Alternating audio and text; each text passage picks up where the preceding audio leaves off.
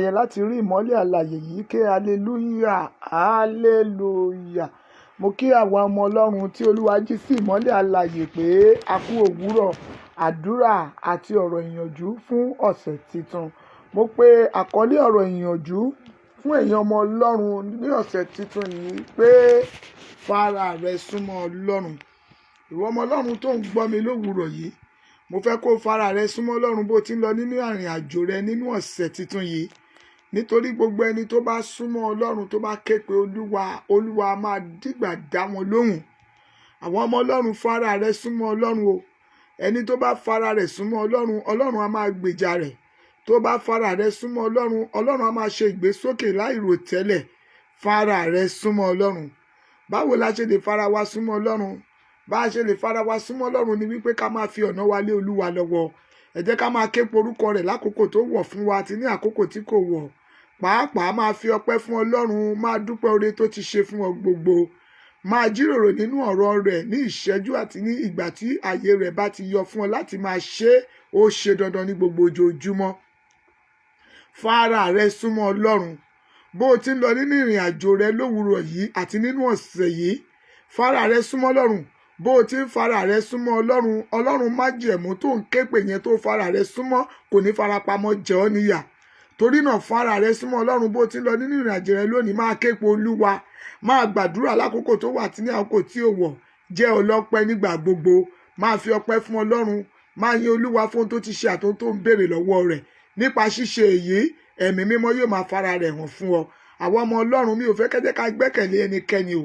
Bíbélì sọ fún wa nínú ìwé Míkà, ó ní má gbẹ́kẹ̀lé amọ̀nà kan. Ó ní pa ilẹ̀kùn ètè rẹ mọ́ fún ẹni tó sùn ní òkun àyà rẹ̀. Ó ní nítorí ara ilé oníkálùkù òun ni ọ̀tá rẹ̀. Torí náà ẹ̀yin ọmọ Ọlọ́run bẹ́ẹ̀ tí ń lọ nínú ìrìn àjò ọjọ́ òní, ẹ jẹ́ ká fara wa súnmọ́ Ọlọ́run. Má ṣe fi ènìyàn lára ṣe ìgbẹ́kẹ̀lé, nítorí ènìyàn lára lè já ọ kulẹ̀ ní ìgbà tí ò lérò. Ṣùgbọ́n Ọlọ́run kì í já ni kulẹ̀, ó máa ń gbé ni sókè ni. Fara rẹ súnmọ́ Ọlọ́run. Ẹ̀yin abiyamọ gbogbo, ẹ jẹ́ ká máa fi ọ̀nà àwọn ọmọ wa lé Olúwa lọ́wọ́. Bá a ti ń lọ nínú ìrìn àjò ọjọ́ òní, ìbànújẹ́ lórí ọmọ nínú ọ̀sẹ̀ yìí kò ní jẹ́ ìpín èmi àti ìwọ. Fara rẹ súnmọ́ Ọlọ́run. Gbọ́ olórin ni. Ó ní súnmọ́ Ọlọ́run o, ọ̀rẹ́ kó lè súnmọ́ ọ. Ó fẹ́ràn rẹ̀ o, ẹ̀ṣẹ̀ ló mú yapa wá. Dágbére fẹ́ṣẹ̀ kó lè mọ̀ bó ṣe fẹ́ ọ. Bọ́ Ọlọ́run làjà kó lè rojú rere rẹ̀. Ìwọ ọmọ Ọlọ́run, sá fún ẹ̀ṣẹ̀ o. Nínú ìrìn àjò rẹ nínú ọ̀sẹ̀ yìí, jìnnà sí ohun tí ń ṣe ẹ̀ṣẹ̀. Súnmọ́ Ọlọ́run.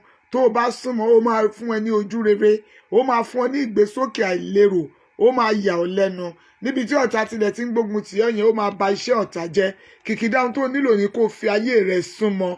Súnmọ́ Ọlọ́run nínú ọkàn rẹ. Súnmọ́ Ọlọ́run pẹ̀lú gbogbo àyà rẹ. Máa ṣe ìfẹ́ Olúwa. Gẹ́gẹ́ bí a ti rí kà nínú ìwé Deuteronomy orí 28 verse 1 pé yóò sì ṣe bí ìwọ bá fi ara balẹ̀ gbọ́ ohùn Olúwa Ọlọ́run rẹ, ìbùkún wọ̀nyí yóò ṣẹ sí ọ lára. Torí náà àwọn ọmọ Ọlọ́run, bá a ti ń lọ nínú ìrìn àjò ọ̀sẹ̀ yìí, mo gbà wá níyànjú láti súnmọ́ Ọlọ́run. Fi ayé rẹ fún Jésù. Máa fi Ọlọ́run ṣe number 1 nínú ayé rẹ. Gbogbo ìgbésẹ̀ rẹ máa ké pe Ọlọ́run. Bó o ti ń jáde lọ, máa dúpẹ́ oore tó ti ṣe. Máa dúpẹ́ ètò máa rí gbà nínú ọ̀sẹ̀ tuntun yìí. Bí o sì ti ń lọ nínú ọ̀sẹ̀ yìí, mo gbàdúrà lórúkọ Jésù ò ní farapa. Ìrìn àjò ọ̀sẹ̀ yìí yóò pé ọ, yóò sì pé Ọlọ́run. Ẹ̀yin ọmọ Ọlọ́run gbogbo tẹ́ tí ń gbọ́ ohùn mi, ẹ jẹ́ ká máa dúpẹ́ lọ́wọ́ Ọlọ́run fún oore rẹ̀ àti àánú rẹ̀ lórí wa. Ẹ jẹ́ ká máa fi ọpẹ́ fún pé Olúwa ò ṣe é. Máa yin Ọlọ́run láti inú ọkàn rẹ. Rántí ọ̀rọ̀ yẹn pé súnmọ́ Ọlọ́run, ọ̀rẹ́ kó lè súnmọ́ ọ. Ó fẹ́ràn rẹ, ẹ̀ṣẹ̀ ló mú ìyapa wá. Máa dágbére fún ẹ̀ṣẹ̀ nínú ayé rẹ. Máa sọ fún Ọlọ́run pé ó ṣe nítorí pé ó máa pa ẹ̀ṣẹ̀ mi rẹ́. Máa sọ fún Ọlọ́run pé ó ṣe nítorí pé ẹ̀ṣẹ̀ ò ní dá mi dúró nínú ọ̀sẹ̀ yìí. Ó yá, máa yin Ọlọ́run, máa sọ fún pé ó ṣe é. Sọ fún Ọlọ́run, Olúwa, gbogbo ẹ̀ṣẹ̀ tí mo tó lè mú mi máa fà sẹ́yìn níwájú rẹ, tàbí ẹ̀ṣẹ̀ tí ò ní jẹ́ kí ìwọ Ọlọ́run gan kó gbọ́ igbe mi nínú ọ̀sẹ̀ yìí, Ọlọ́run mi jọ̀ọ́ máa fi àánú rẹ dáríjì. Máa sọ fún Ọlọ́run, máa sọ fún Olúwa, mo ti ń lọ nínú ìrìn àjò ọ̀sẹ̀ titun. Gbogbo ẹ̀ṣẹ̀ nínú ayé mi tó lè fà kí n má rí ọ tàbí kí ìwọ Ọlọ́run ó dá sí ọ̀rọ̀ ayé mi. Olúwa, mo ké pè ọ́ lówùúrọ̀ yìí, máa fi àánú rẹ gbà mí. Olúwa, fi àánú dáríjì mí. Máa sọ fún Ọlọ́run, bí mo ti ń lọ nínú ìrìn àjò ọ̀sẹ̀ titun yìí, Olúwa máa ṣe àtìlẹ́yìn mi, máa pa mí mọ́. níbi tí ojú rẹ ò sí olúwa má jẹ́ kẹ́sẹ̀ mi ó débẹ̀, níbi tí ò kì í sí ìwọ ọlọ́run olúwa má jẹ́ ńlanu sọ̀rọ̀ níbẹ̀. Olúwa máa tọ́ ìṣísẹ̀ mi nínú ìrìn àjò ọ̀sẹ̀ yìí, máa fẹnu rẹ sọ fún ọlọ́run. Olúwa ìrìn àjò ọ̀sẹ̀ yìí olúwa má jẹ́ ń sọ ohun tó dára nù nínú ìrìn àjò ọ̀sẹ̀ yìí, má jẹ́ kí n rí ibi èyí tí mi ò rò má yẹ kó ba èyí tí mò ń rò jẹ́.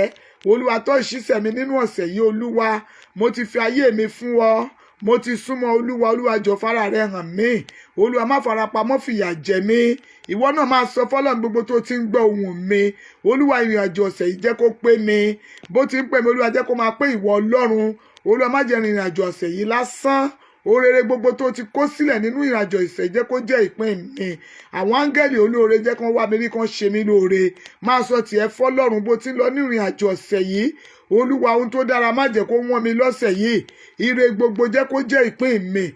Bí mo ti ń lọ nínú ọ̀sẹ̀ yìí, ogun má jẹ́ ó jà mí. Ohun tí ò bá mi wọnú ọ̀sẹ̀ yìí ní ibi má jẹ́ ó bá mi ìrìnàjò ọ̀sẹ̀ yìí. Olúwa ohun tó dára má jẹ́ ó bọ́ sọnù lára mi. Bí mo ti ń lọ nínú ọ̀sẹ̀ yìí, olúwa jọ̀ọ́ pa mí mọ́. Ohun gbogbo tí máa ṣe jẹ́ kó máa ti ọ̀dọ̀ rẹ lẹ́sẹẹsẹ wá. Olúwa súnmọ́ mi ju bí mo ti lérò lọ. Olúwa fàánú rẹ hàn mí ọlọ́run. Olúwa jẹ́rìí ara rẹ. Máa yan ọlọ́run torí ó ti gbọ́ àdúrà. Máa dúpẹ́ pé ọ̀sẹ̀ yìí máa dára fún ọ. Ní orúkọ Jésù Kristi olúwa wa, àmín. Ẹ̀yin ọmọ ọlọ́run bí gbogbo tẹ́ ẹ bá wà, ẹ jẹ́ ká máa ṣe àmín. Ọlọ́run aláàánú, Jésù Kristi olùgbàlà, àwa ọmọ rẹ tún dé bá a ṣe ń dé ní ọ̀sẹ̀ tuntun. A ké pe orúkọ rẹ, àwa yìn ọ́ fún oore tó máa ṣe. A dúpẹ́ pé o máa súnmọ́ wájú tí àtẹ̀yìnwá lọ, nítorí pé àwa náà ti ṣetán láti fi ara wa sílẹ̀ fún ọ. Ọlọ́run onímájẹ̀mú, tẹ́wọ́ gba ọpẹ́ wa. Olúwa bá ti ń lọ nínú ìrìn àjò ọ̀sẹ̀ yìí, ẹ̀mí mímọ́ gbogbo ẹ̀ṣẹ̀ tó lè fa ká jìnnà sí ọ, tàbí kí ìwọ ọlọ́run sá fún ọ, tàbí káńgẹ́lì tó rán sí wa má jìṣẹ́. Olúwa jọ̀wọ́ fi àánú dáríjì. Ọlọ́run àwa ké pè ọ́ lówùúrọ̀ yìí o, a béèrè fún agbára ètò tó rìnrìn àjò ọ̀sẹ̀ yìí láì farapa, agbára tó rìnrìn àjò ọ̀sẹ̀ yìí láì sọ ohun rere nù. Olúwa yọ̀ǹda agbára fún wa bá a ti ń lọ nínú ìrìn àjò ọ̀sẹ̀ yìí. Ọlọ́run ẹ̀mí mímọ́ máa pa wá mọ́. Ìrìn àjò ọ̀sẹ̀ yìí má jà forí kó ogun má jẹ́ ó súnmọ́ wa ọlọ́run.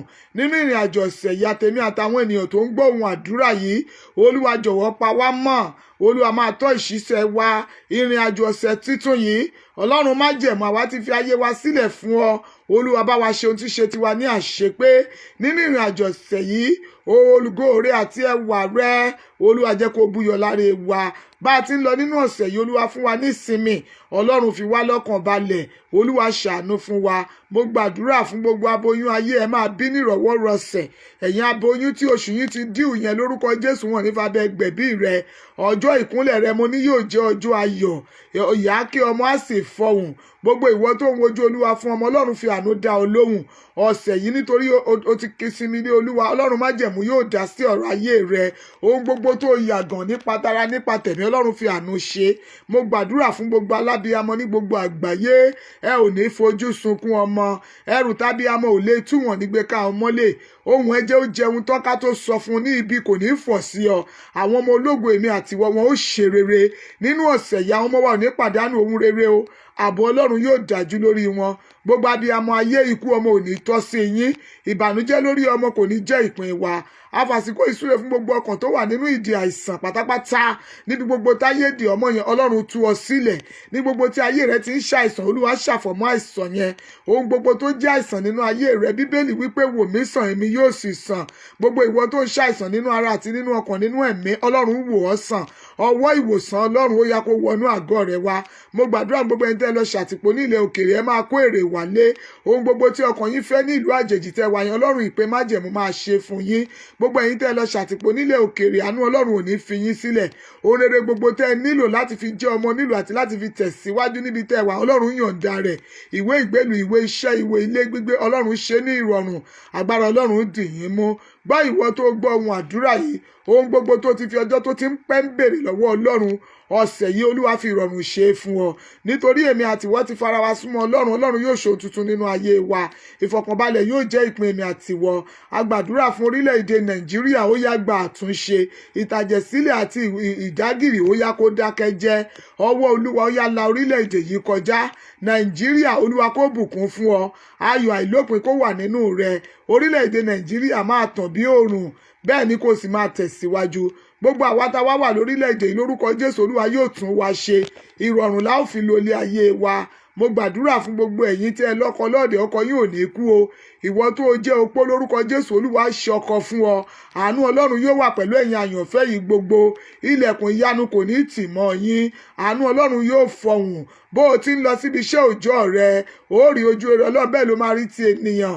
Ìjáde rẹ lónìí kò ní mú ẹkún dání o. Nígbà tó bá padà wọlé o ní ẹ̀rí. Ààbò Ọlọ́run yóò sì wà lórí èmi àti gbogbo yín láti wákàtí yìí lọ àti títí láéláé. Àmín, àmín, àmín ní orúkọ Jésù. Ajínrere Bọ́ládayọ̀ Olúṣọlá Oyètókí ni ẹ jùmọ̀ gbàdúrà pọ̀. Ẹ̀yin ọmọ Ọlọ́run ẹ lọ ní ọjọ́ rere o. Ayọ̀ yín yóò kún púpọ̀ ní ọ̀sẹ̀ yìí. Àlàáfíà Kristi kó máa bá yín gbé. Jésù Olúwa wa. Àmín. God bless you all. Have a nice week in Jesus' name. Amen.